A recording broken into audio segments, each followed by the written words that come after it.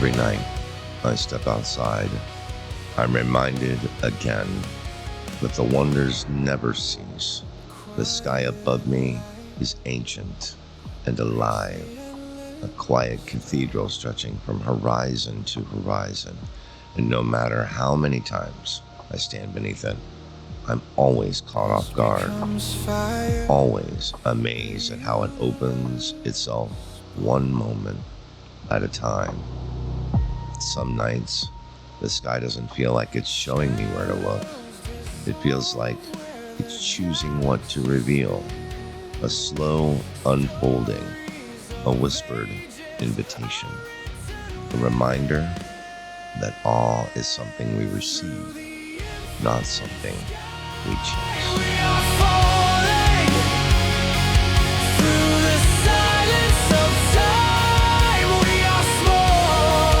Casper the Friendly Ghost floats into view like a pale spirit drifting through Orion's shoulder. I'm struck by how fragile it looks, a reflection nebula 1,600 light-years away, glowing only because young stars behind it scatter their light across clouds as thin as breath. Dark lanes twist through it like ancient fingerprints, gravity gathering the seeds of suns not yet born. Every time I see it, I feel that quiet thrill. The universe is still making new light. Hubble's Variable Nebula flickers like a lantern whose flame can't make up its mind. Its brightness rises and falls, not from chaos, but from a star casting moving shadows through swirling dust. I watch it change over weeks and can't help but feel as if I'm witnessing a heartbeat, a pulse echoing across 1,300 light years. Then the Horsehead appears, that unmistakable silhouette standing against a wall of flame. A tower carved over millions of years by starlight itself. How something so dark can be so iconic still amazes me. It's a reminder that even shadows have stories written in light. Running Man shows up like the figure made of starlight, a reflection nebula catching blue photons like frost on chilled glass. There's nothing loud about it, yet it always stops me in my tracks. A shape formed out of nothing more than illumination. The Orion Nebula rises with a brilliance that feels alive. I've seen it countless times, yet every time feels like the first.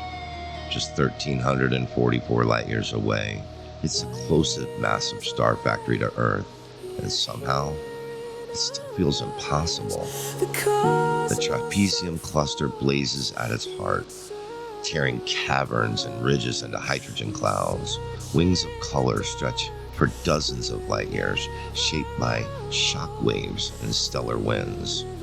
I often catch myself staring too long, not because it's beautiful, but because it's becoming, right now, in real time. Light that began its journey when empires were rising lands softly on a sensor in a backyard in Florida. I feel small in the best way.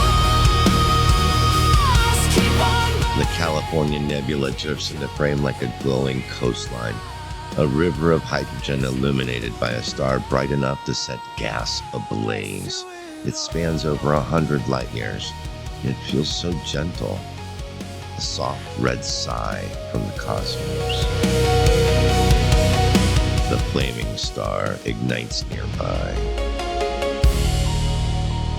its main star plowing through interstellar gas like a cosmic traveler leaving a trail of fire.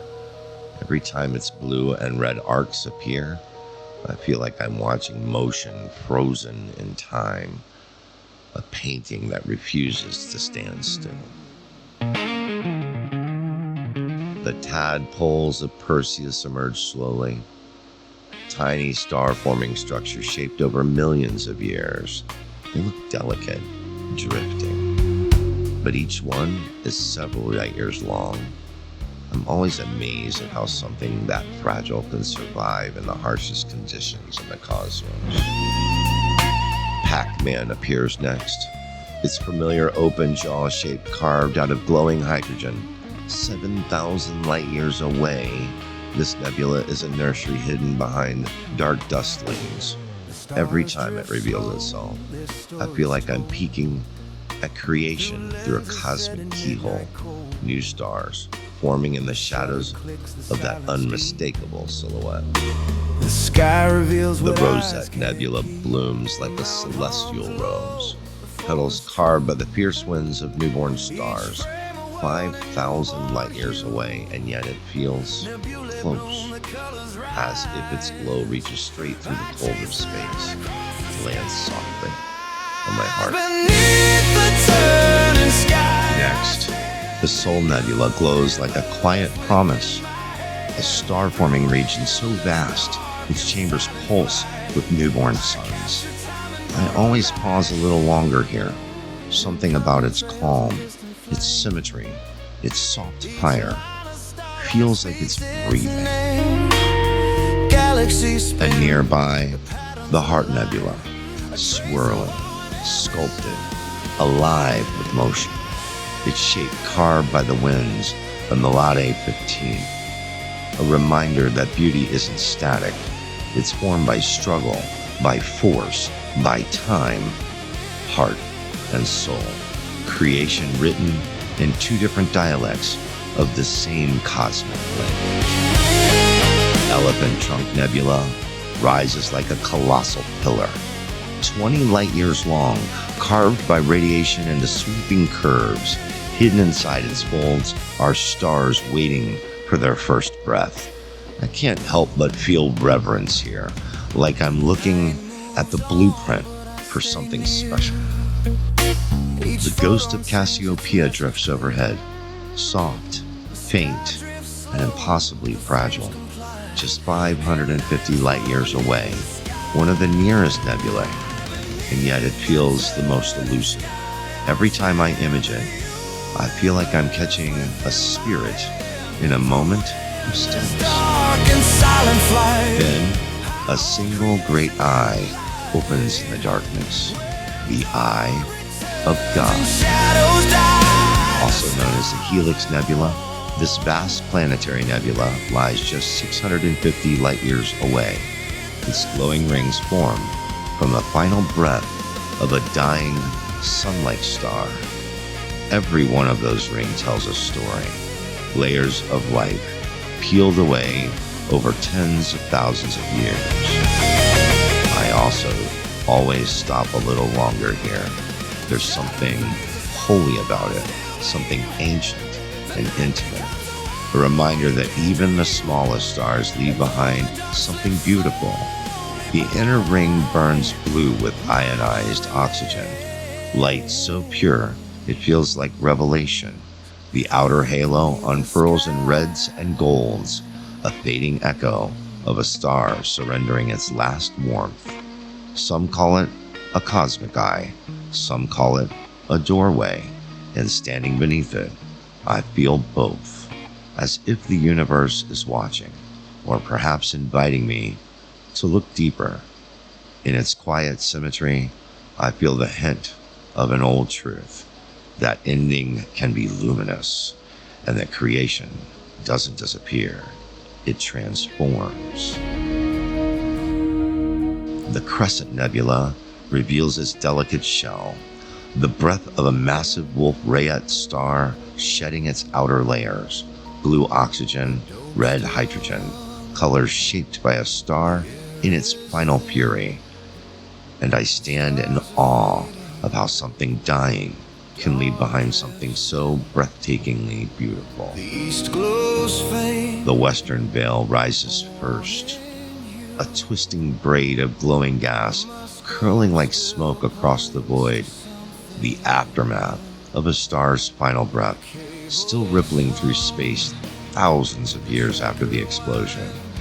I always feel a hush fall over me when it appears, as if I'm looking at the memory of something powerful enough to light the entire sky. The eastern veil drifts into sight. Threads stretch thin like glowing filaments pulled gently from the fabric of space. It's delicate where the western side is bold, soft where the other is sharp, a reminder that even in destruction, the universe paints with more than one hand. Triangulum drifts into sight, a spiral galaxy 2.7 million light years away. Its glowing knots are entire star-forming regions, each one vast enough to make our own nebula look small.